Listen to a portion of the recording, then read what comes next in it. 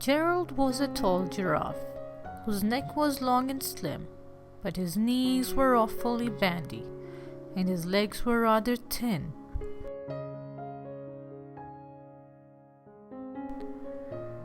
He was very good at standing still and munching shoots of trees, but when he tried to run around, he buckled at the knees.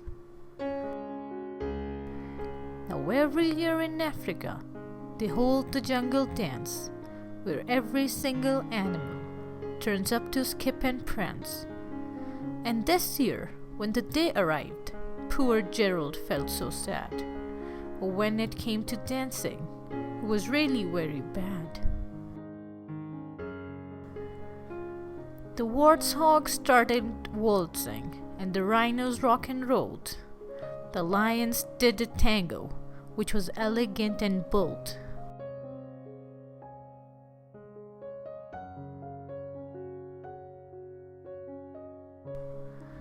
The chimps all did a cha-cha with a very Latin feel, and 8 baboons then teamed up for a splendid Scottish reel.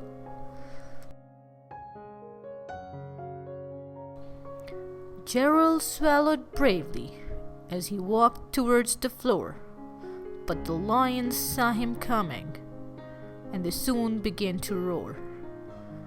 "Hey, look at clumsy Gerald!" The animals all laughed. "Giraffes can't dance, you silly fool! Oh, Gerald, don't be daft."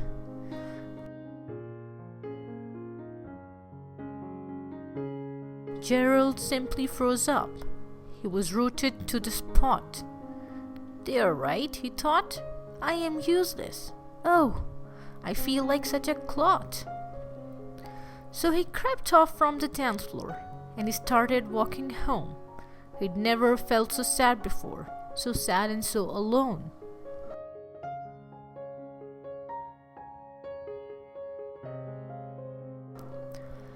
Then he found a little clearing and he looked up at the sky. "The moon can be so beautiful," he whispered with a sigh. "Excuse me," coughed the cricket, who'd seen Gerald earlier on. "But sometimes when you're different, you just need a different song." Listen to the swaying grass and listen to the trees. To me, the sweetest music is those branches and the breeze. So imagine that the lovely moon is playing just for you. Everything makes music if you really want it to.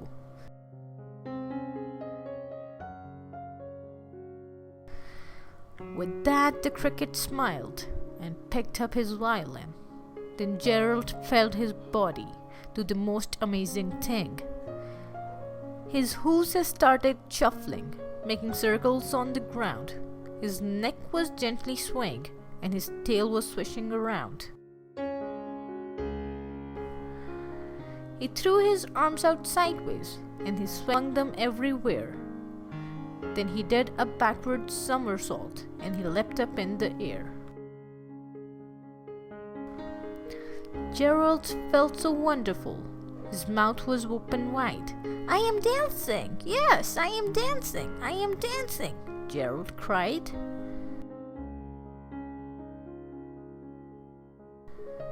Then one by one each animal who had been there at the dance arrived while Gerald boogied on and watched him quite entranced. They shouted, "It's a miracle! We must be in a dream!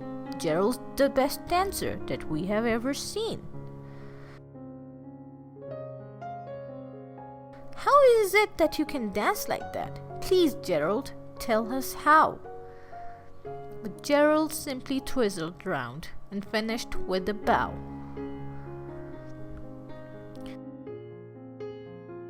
Then he raised his head and looked up at the moon and stars above. "We all can dance," he said, "when we find music that we love."